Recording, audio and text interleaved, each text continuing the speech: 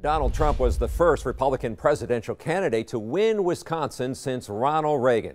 Robin Moore helped to make that happen. She is active in Republican politics out in Waukesha County and is with the Wisconsin Federation of Republican Women.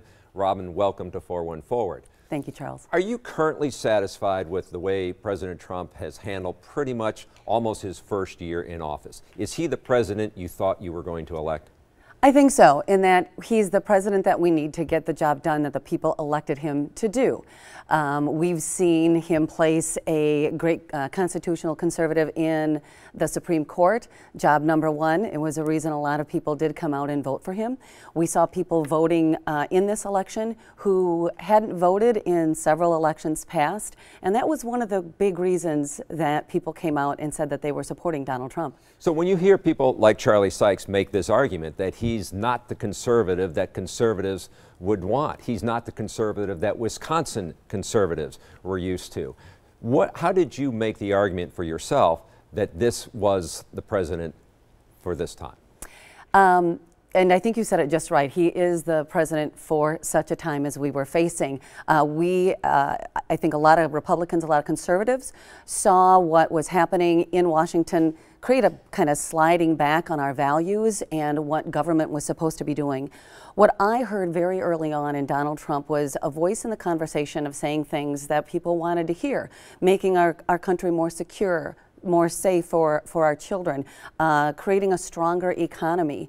And even when Governor Walker was still in the race, his voice was one that I really appreciated being there because it brought those topics into the conversation, and then he continued through. And I believe that's what resonated with a lot of people here in Wisconsin and, of course, across the country. So how do you navigate through what has been this first year and what people would say is a country more divided? And do you sort of blame the president for where we are when it comes to that situation? I don't blame President Trump for that, no. I think the politics of everything that we see coming forth from a lot of media outlets helps to perpetuate those divides. So when there is a challenge or an issue, it gets perpetuated, blown up, amplified, and that's what we're hearing and seeing.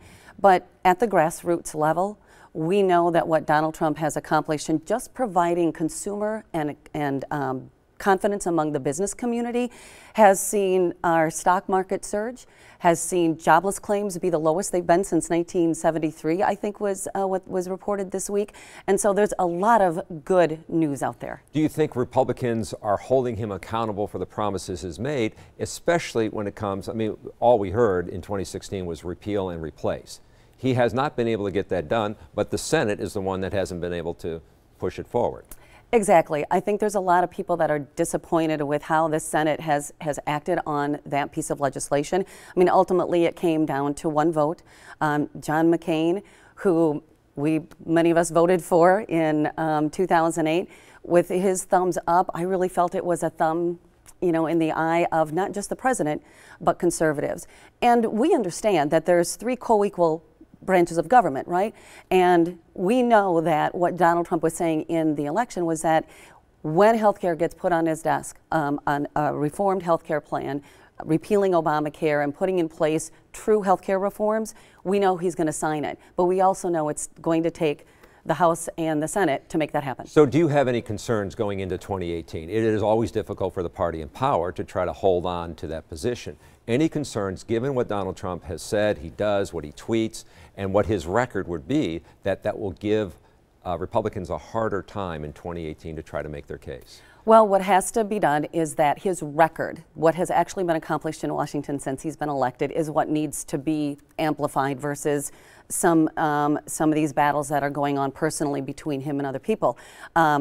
Obviously, we'd like to see a lot less of that, but his record is strong. And you know, strong because of on what? I mean, obviously, you're saying the Supreme Court. You've got the candidate that you wanted. But TPP gone, Paris Accord, that treaty, climate treaty, gone.